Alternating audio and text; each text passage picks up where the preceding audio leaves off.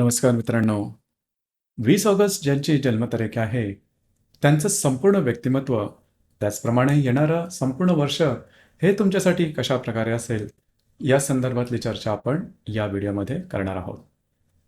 सर्वात पहिल्यांदा ज्यांची जन्मतारीख 20 ऑगस्ट आहे, त्या सर्वांना वाढदिवसाच्या निमित्ताने मनापासून शुभेच्छा.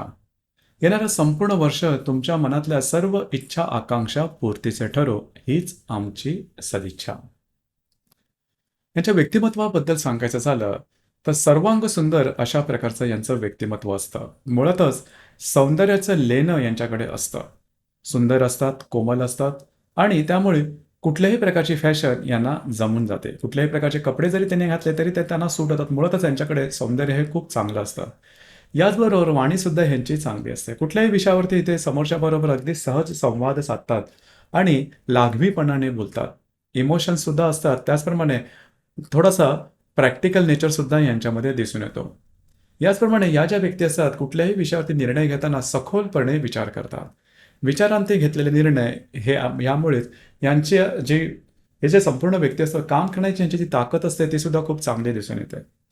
यांचं मुळातच स्वप्न खूप मोठी असतात आणि ती पूर्ण करण्याकरता 100% डेडिकेशन किंवा समर्पणाची भावना ही यांच्यामध्ये दिसून येते. सांगोपांग विचार करून घेतलेले निर्णय पूर्णत्वास नेण्यासाठी असलेली किंवा जरुरी असणारी ऊर्जा यांच्यामध्ये दिसून येते. वरकरणी यांच्या व्यक्तिमत्वावरून तुम्हाला अजिबात जाणवणार नाही की यांचे विचार किंवा यांची स्वप्न किती मोठी आहेत, परंतु ती पूर्ण करण्याकरता संपूर्णपणे डेडिकेशन यांच्यामध्ये दिसून येतं आणि ते पूर्ण सुद्धा करून दाखवतात. महत्वाकांक्षा किंवा हार्ड वर्किंग नेचर, डेडिकेशन, ह्या गोष्टी यांच्यामध्ये अतिशय चांगल्या प्रकारे दिसून येतात. त्याचप्रमाणे ह्या व्यक्ती घरातल्या व्यक्तींबरोबर सुद्धा किंवा फॅमिलीबरोबर सुद्धा यांची अटॅचमेंट खूप चांगली असते. खास करून मातेचा प्रभाव यांच्यावरती दिसून येतो. यांची आई थोडीशी डिसिप्लिन असते किंवा शिस्तप्रिय असते आणि ती शिस्तप्रियता यांच्यामध्ये सुद्धा दिसून येते. त्यामुळे कधी-कधी यांची शिस्तप्रियता ही दुसऱ्याला थोडीशी बोचरी ठरू शकते, परंतु त्यामध्ये हे अगदी स्ट्रिक्ट असतात. आयुष्य जगण्याची यांचे स्वतःचे असे काही नीती-नियम असतात आणि त्याप्रमाणेच ते आयुष्य हे पुढे जगत असतात. याचप्रमाणे या ज्या व्यक्ती असतात ट्रस्टवर्दी असतात. साधारणतः यांच्या मनात जे असतात तेच ओठांवरती असतात. असं जरी असलं तरी चांगल्या शब्दाचे प्रयोग ते बोलताना नेहमी करतात. त्यामुळे यांचं व्यक्तिमत्व एकंदरीतच आकर्षक, कर्तृत्ववान अशा प्रकारचं असतं. याचप्रमाणे या ज्या व्यक्ती असतात, अधिभौतिक सुखाची यांना आवड निश्चितच असते. स्वतःची गाडी, बंगला किंवा अधिभौतिक सुखांनी असं आपलं आयुष्य असावं अशी त्यांची अपेक्षा असते आणि तसं आयुष्य त्यांना मिळतं सुद्धा, कारण त्याकरता लागणारी मेहनत करायची त्यांची संपूर्णपणे तयारी दिसून येते.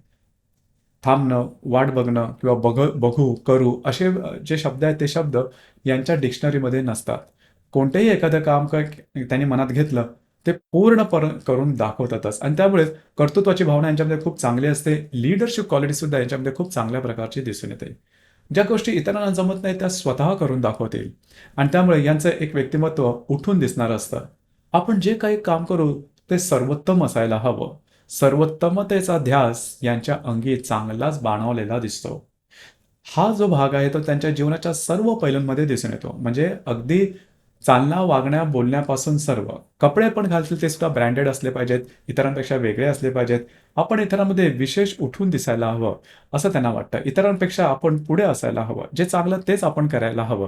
ही गोष्ट याच्यामध्ये खूप चांगल्या प्रकारची दिसून येते. अर्थात इमोशनल पण असतात, भावुक सुद्धा असतात आणि यामुळेच रिलेशनशिपमध्ये किंवा वैवाहिक जीवनामध्ये सुद्धा यांना फारसा त्रास होत नाही. यांचे रिलेशनशिप तसे फारशी होत नाहीत. खास करून ज्या रिलेशनशिपमध्ये जातात त्यांच्याच बरोबर विवाह होण्याची शक्यता बऱ्याच प्रमाणात असते. ही गोष्ट यांच्यामध्ये खूप चांगल्या प्रकारे दिसून येते. थोडंसं आरोग्याकडे लक्ष देणं गरजेचं राहील. पित्त प्रकृती असल्या कारणामुळे पाठीपोटाचे त्रास, त्वचेच्या संदर्भातले विकार, डोकं दुखणं या संदर्भातले त्रास यांच्यामध्ये थोडे जास्त दिसून येतात. जर स्त्री वर्ग आहे त्यांनी स्वतःच्या आरोग्याकडे विशेषपणे लक्ष देणे गरजेचं आहे. उष्णतेच्या संदर्भातले त्रास यांना जास्त प्रमाणात दिसून येतात. खास करून स्त्रियांच्या संदर्भातले विकार याचप्रमाणे ज्यावेळेस ते कन्सिव्ह करतात किंवा गर्भधारणा होते त्यावेळेस सुद्धा स्वतःच्या आरोग्याकडे लक्ष देणं महत्त्वपूर्ण राहील. येणारं संपूर्ण वर्ष हे तुमच्यासाठी शुभफलदायी राहील. खास करून जे तुमचं कार्यक्षेत्र असेल त्या संदर्भातल्या नवनवीन संधी तुमच्या समोर येतील की ज्या सकारात्मक असतील. एकंदरीतच येणारं वर्ष जवळजवळ एप्रिल 2025 पर्यंत तुमच्याकडे शुभफलदायी राहील. फक्त थोडंसं आरोग्याकडे लक्ष देणं गरजेचं राहील. काही चांगले उत्तम लाभ किंवा महत्त्वपूर्ण गुंतवणुका तुम्हाला तुमच्या या संपूर्ण वर्षामध्ये होण्याची शक्यता बऱ्याच प्रमाणात राहील.